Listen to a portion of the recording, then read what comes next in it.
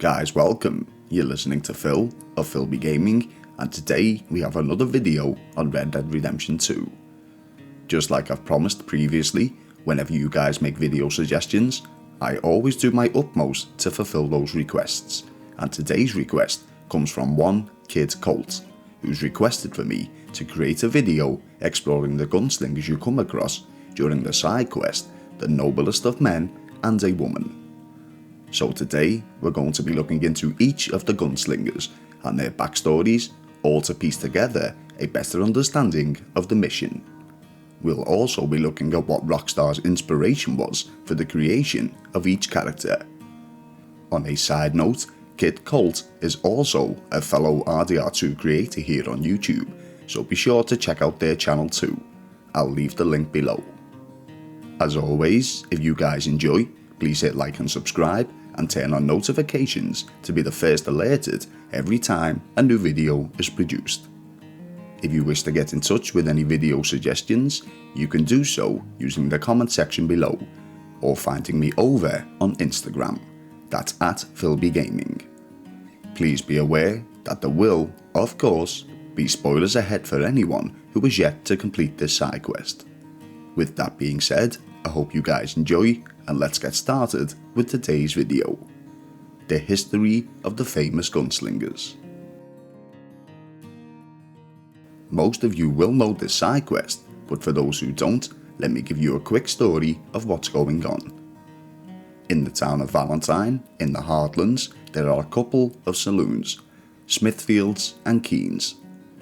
Smithfield's is by far the larger of the two and will attract most customers, but for those who take a trip around the corner, you will find the much smaller establishment, Keen's. From the beginning of chapter 2, as soon as the player enters free roam, Arthur will encounter a couple of gentlemen inside the saloon. After eavesdropping, he is prompted with beginning a conversation with one of the men. For those who wish to skip this scene, if you've seen it already, you can continue at the time posted upon the screen now.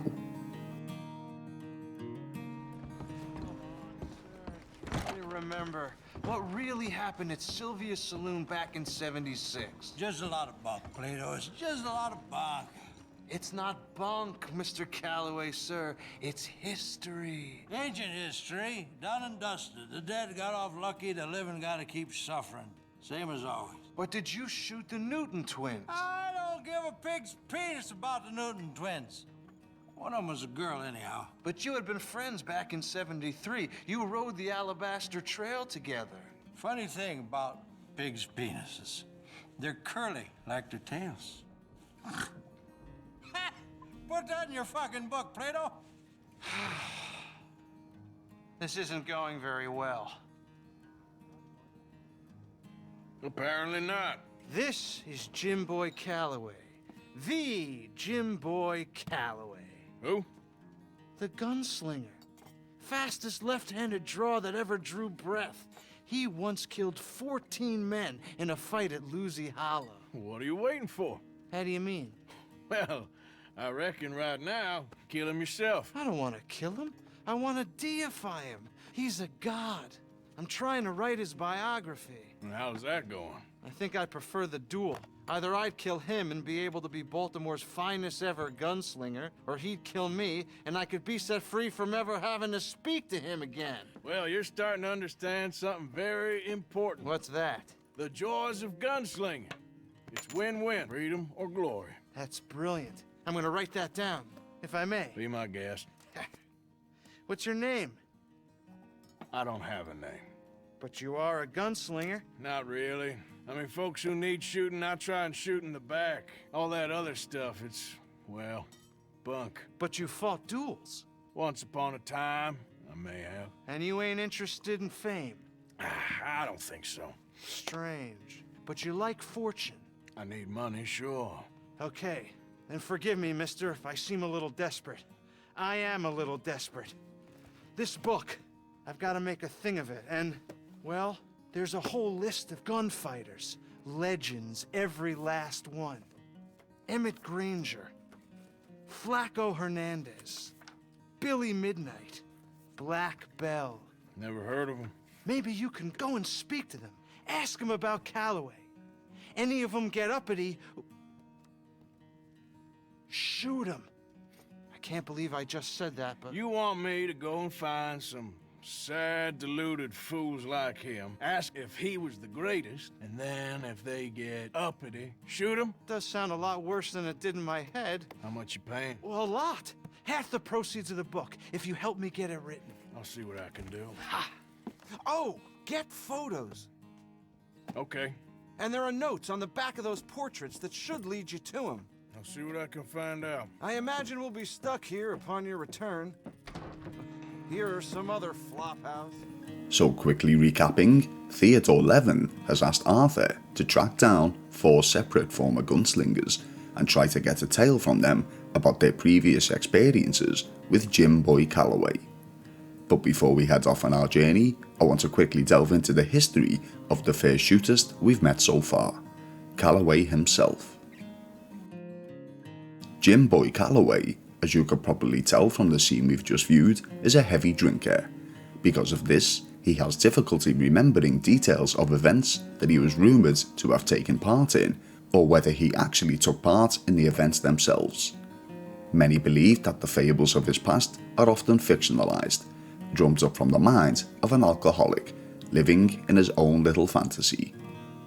We learn a little of Callaway's history through a dime novel, Wild West Heroes, issue 132.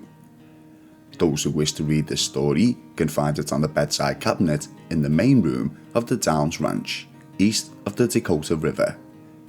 To save time, I'll give you a brief version of the tale.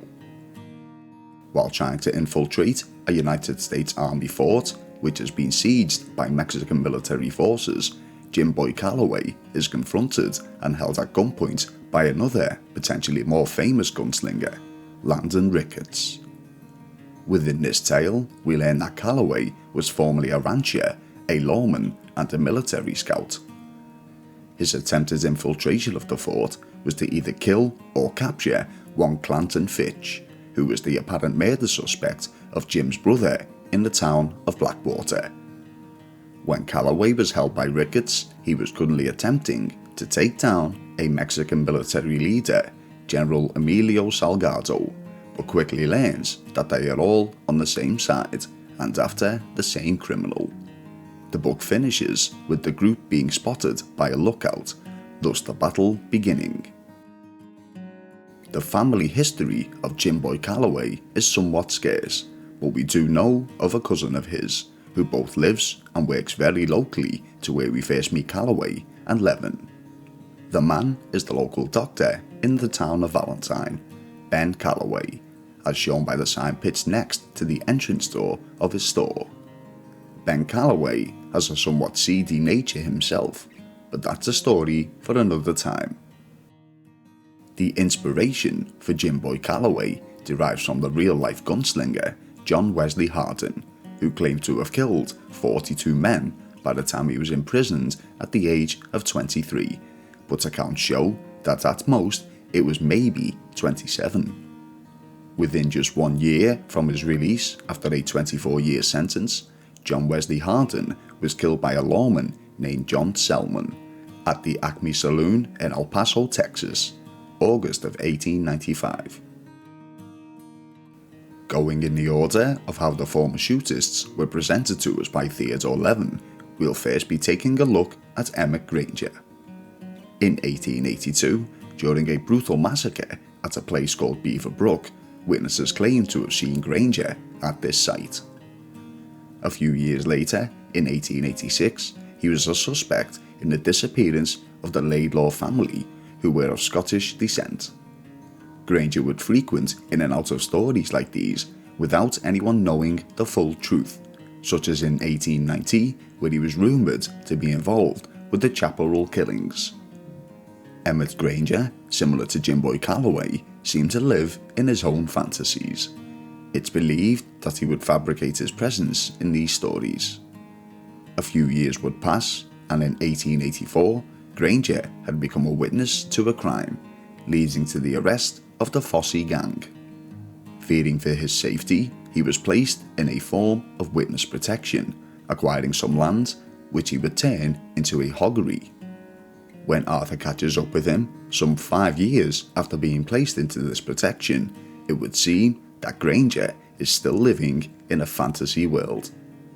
When he has Arthur cleaning up his mess, he proceeds to brag about previous killings he was involved in. I shot folks, stabbed folks, skinned folks. I scalped some. Boy, they scream when you scalp them. Hey, let me work. Emmett Granger is a parody of the character from the 1992 Clint Eastwood film The Unforgiven. In the movie, an outlaw named William Mooney has a reputation for killings in the most brutal of fashions, just like Granger claims to have done. Both characters also later became hog farmers. William Mooney would be somewhat forced back into the life, while Emmett Granger would meet his end. Next, I want to move on over to Flaco Hernandez. There's not a lot of information on this gunslinger, but here's what we know. Flaco Hernandez was a career criminal who was being hunted by the authorities because of known raids in Ansburg, Valentine, and even further south in the town of Strawberry. By the year of 1899, he was wanted in 8 states for his crimes. Hernandez would link up with the southern region gang, the Del Lobos, before eventually moving back up north. During this time, he would earn himself a title, the Terror of the Grizzlies, as he now ran a gang of up to 10 known associates. It's unclear exactly when or how he crossed paths with Jim Boy Callaway, but what is clear is his absolute distaste for the man. When Arthur Morgan catches up with him, upon the mere mention of Callaway's name, Flaco Hernandez immediately becomes hostile, causing Arthur to put him down for good. Hernandez was somewhat based on the real-life outlaw Rafael Red Lopez. Lopez, before his death in 1921, was a known Mexican outlaw who was believed to be responsible for the deaths of up to 30 people throughout the north of Mexico and Southwest America, a very similar tale to that of Hernandez. Lopez began his criminal career when he was in his mid-20s by killing a co-worker down in the mines, and would later form his own posse from former associates of another famous gang, Butch Cassidy's Wild Bunch. The third gunslinger that Theodore wants us to track down is Billy Midnight. Wilhelm Schnell, known to historians as Billy Midnight, was a stable boy in his younger days. Judging by his real name, he was of German descent. During his time on the farms, Midnight worked under one Rabbit Matthews, performing chores around the property, including being Matthews' rifle cleaner. It's here that he extensively learned his way around a gun. Rabbit Matthews, at the time, was an infamous gunslinger by his own rights. It was around this time that he would become involved with Jim Boy Callaway, although their relationship is a little unclear. Growing up, cleaning out stables didn't seem to be the life that Midnight wanted. He yearned for something with more excitement, thus beginning his career as a shootist. As a gunslinger, Midnight would travel across the United States, challenging anyone who was willing to duel against him. He would use these challenges to gain notoriety, earning himself a reputation as both one of the fastest and best gunslingers to have ever lived. In his later years, for unknown reasons, Midnight would cross paths with his former mentor, Rabbit Matthews, once more. It would seem that the pair would battle over who was the greatest gunslinger of the two, and a challenge was introduced. Billy Midnight, fearing that he may lose the duel against Matthews, chose a cowardice way and shot the man in his sleep. Using this so-called victory, Midnight would now go on tour, giving speeches about his win and even turning to the stage to perform reenactments. He performed in cities such as St. Louis, Saint Denis, and San Francisco, among many others. Of course, none of these reenactments were even remotely accurate. living a lie would eventually catch up with Midnight, as his true cowardice ways would become public. Several threats were made against him, and there were even multiple attempts on his life. Billy Midnight would go into a hiding of some sort by constantly staying aboard train lines, always keeping on the move. It was during one of these rides, when Arthur attempted to get a quote for Levin's book, that Midnight would mistaken this for yet another attempt on his life, thus forcing a duel. This would be the end of the cowardice Billy Midnight. The character of Billy Midnight would take heavy inspiration from that of Robert Ford, who would famously shoot and kill the infamous outlaw Jesse James when his back was turned. Robert Ford would go on to perform reenactments of the shooting, but of course, just like Billy Midnight, the reenactments were falsified in favour of the victor. Our final gunslinger today is of course Black Belle, real name Maybelle Elizabeth Coulter. Belle would gain reputation after her first robbery in the town of Rhodes, Lemoyne. During her days as a career criminal, she would co-found a gang of outlaws known as the Coulter Tobin Gang, and would travel across the United States robbing banks and such, all the while earning notoriety. She would become known as the Grand Dame of the Gunslingers. During these days, Black Belle would be married a total of 6 times. She would never divorce. All of these marriages would end in her becoming a widow. For this reason, Black Belle would always dress in her widow weeds. These criminal acts would earn a hefty bounty upon the heads of the gang, with the authorities eventually catching up with each and every one of them. Out of all the members of the Coulter Tobin Gang, Black Belle would be the sole survivor. Now living in Blue Water Marsh, trying to stay hidden from the bounty hunters, is where Arthur would be able to find her. Keeping her promise to Arthur after a vicious gun battle, Belle will go on to give us some insight into Jim Boy Callaway, referring to him as Little Boy Callaway. She points out that any real gunslinger from the Old West would never exploit their stories to newspapers in exchange for fame. This further indicates that Jim Boy Callaway was in fact fabricating most of his stories. For this reason, there isn't a great deal of information about the history of Maybelle Elizabeth Coulter. Black Belle's characteristics were heavily based on that of Belle Starr, a real-life American outlaw who was associated with the James Younger Gang. She would famously become a crack shot, always wielding 2 pistols. In the 1870s, Belle Starr would become a suspect for a murder committed in Arkansas and be forced to flee. In April of 1874, a warrant was issued for her arrest among fellow outlaws, including her then-husband, James Reed. Black Belle would escape the bounty hunters once more with the aid of Arthur, but a real-life counterpart, Belle Starr, wouldn't be so lucky. She was to be killed during an ambush in February of 1899 by multiple gunshot wounds, while returning home on horseback from a neighbour's house. Guys, I want to thank you all for watching. You've been listening to Phil of Filbee Gaming. Just like today's video, if you wish to see me cover anything specific, please let me know either by using the comment section below or finding me over on Instagram. That's at Filbee Gaming. If you enjoyed what you see, you all know what to do.